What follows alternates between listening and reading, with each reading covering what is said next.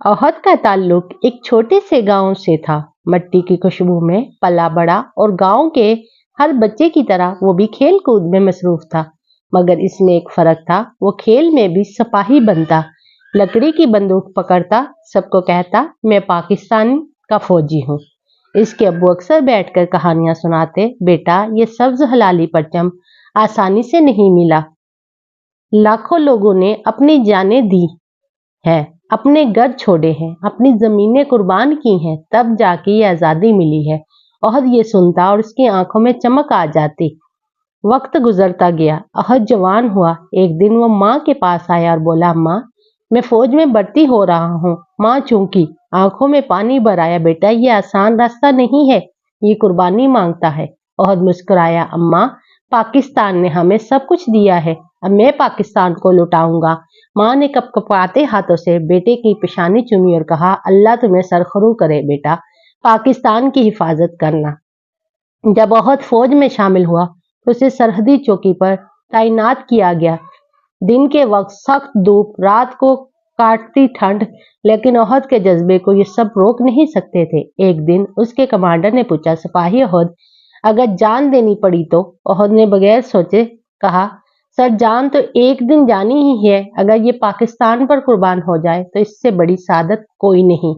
Commander ने इसके कंधे पर हाथ रखा और कहा, तुम जैसे जवान ही पाकिस्तान का फख्र है। 13 अगस्त की रात सरहद पर हवा में खनकी थी, आसमान पर चांद था, फिजा में अजीब सुकून। अहद और उसका दोस्त बिलाल चाय पी रहे थे। बिलाल ने कहा, कल हमारा दिन है, हम जश्न आजादी मनाएंगे। अहद ने मुस्कुरा कर कहा, हाँ, और अगर कल हम ना रहे तो हमारी कुर्बानी ही पाकिस्तान का जश्न होगी। दोनों ने एक दूसरे को देखा और खामोश हो गए। 14 अगस्त की सुबह सूरज की पहली किरण के साथ ही दुश्मन ने हमला कर दिया।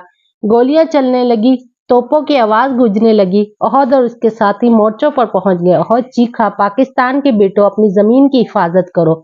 गोलियों की बारिश में अहद आगे बढ़ा। उसने एक जख्मी सिपाही को उठाकर महफूज जगह पहुंचाया और फिर वापस महाज पर दौड़ पड़ा। एक लम्हा आया जब दुश्मन की एक गोली सीधी अहद के सीने में लगी। वो जमीन पर गिर गया, लेकिन होठों पर मुस्कुराहट थी। उसने आसमान की तरफ देखा और आखिरी बार कहा, पाकिस्तान जिंदाबाद। इसके हाथ आस्ता आस्ता मिट्टी पर गिर गए और आंखों से रोशनी मांद पड़ी। गांव में जब खबर पहुंची, माँ का दिल टूट गया, लेकिन सबके सामने खड़ी हुई और कहा, मेरा बेटा शहीद हुआ है, लेकिन इसने पाकिस्तान का फर्ज अदा कर दिया है। माँ ने अहद की कब्र पर सब्ज हलाली परचम बिछाया और आसमान की तरफ देखकर कहा, या अल्लाह इस जमीन को हमेशा आबाद रख। ये मेरा बेटा नहीं, ये तेरा सिपाही है। याद रखो, 14 अगस्त सिर्फ खुशियों का दिन नहीं है, ये उन कुर्बानियों को याद करने का दिन है जो इस जमीन के लिए दी गई। आज हम